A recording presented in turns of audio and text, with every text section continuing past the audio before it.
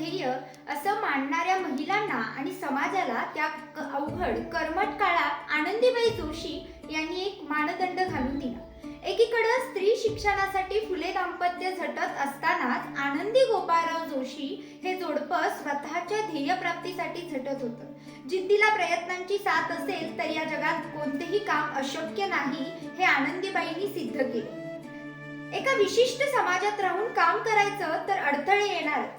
त्यावेळच्या रूढी परंपरा झुगारून प्रवाहाच्या विरुद्ध जायचं म्हणजे त्रास सहन करावाच लागतो. हे सगळं झाल्यावर आनंदीबाईंना प्रत्येक घरात प्रत्येकाच्या मनामनात जागा मिळाली. आज जाणून घेऊया आनंदीबाई जोशी नावाच्या स्त्री जन्माची कहाणी. आनंदीबाईंनी डॉक्टर होण्यामागचं कारण असं होतं की आनंदीबाई फक्त 14 वर्षाच्या असताना पहिल्यांदा बाळंत झाल्या. पण वैद्यकीय सेवा आणि सुविधांच्या कमतरतेमुळे त्यांचा मुलगा 10 दिवसात वारला. दुसरीकडे पुरुष डॉक्टरांना महिला स्पष्टपणे बोलू शकत नव्हत्या. त्यात लहान वयात बाळ गेल्याचं प्रचंड दुःख आणि हे सहन करतानाच त्यांनी भारतात आरोग्य सेवा मिळवून देण्याचा प्रयत्न केला. त्यांनी आपल्या पतीस हा निर्णय सांगितला व त्यांनीही पाठिंबा दिला. आनंदीबाईंचं अमेरिकेत जाणं एवढं सोपं नव्हतं पण अशक्यही नव्हतं. गोपाळरावांनी रॉयल बिल्डर नावाच्या एका अमेरिकन मिशनरीस पत्र लिहिलं की अमेरिकेमध्ये आनंदीबाईंना वैद्यकीय अभ्यास करायचा आहे. ते पत्र वाचून न्यू जर्सीच्या कार्पेंटर जे स्वतः दैत्यवैद्य होते त्यांनी या प्रेरणादायी जोडप्याला त्यांचे निवासस्थान राहण्यासाठी देऊ केले.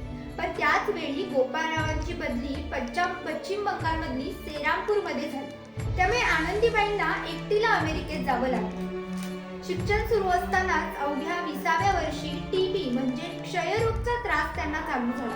पण शरीराने हरल्या तरी मन हरलं नव्हतं. त्याच त्रासातून मेडिसिन मधून पदव्युत्तर पदवी त्यांनी पूर्ण केली. आर्यन हिंदू लोकांमधील प्रसूतीशास्त्र नावाचा थिसीस सादर केल्यानंतर त्यांना एमडी प्राप्त झाली. त्यांचा प्रवास इतका प्रेरणादायी होता की पदवीनंतर इंग्लंडच्या राणी व्हिक्टोरिया आनंदीबाईंना अभिनंदन असा संदेश पाठवला. भारतात आल्यावर कोल्हापूरमधील अल्बर्ट एडवर्ड हॉस्पिटलमध्ये डॉक्टर म्हणून त्या रुजू झाल्या. पण जो आवडे सर्वांना तोची आवडे देवाला या उक्तीप्रमाणे झाले. वयाच्या अवघ्या 21व्या वर्षी त्या दिव्यत्वात विलीन झाल्या. पण आज जन्मोजन्मी पुरेल असा आदर्श आपल्या मुलींसमोर ठेवून गेल्यात. आपल्या सर्वांनी त्यांच्या विचारांचे विचार रुजवले पाहिजेत हाच आजच्या उजळणीचा उद्देश होता. धन्यवाद.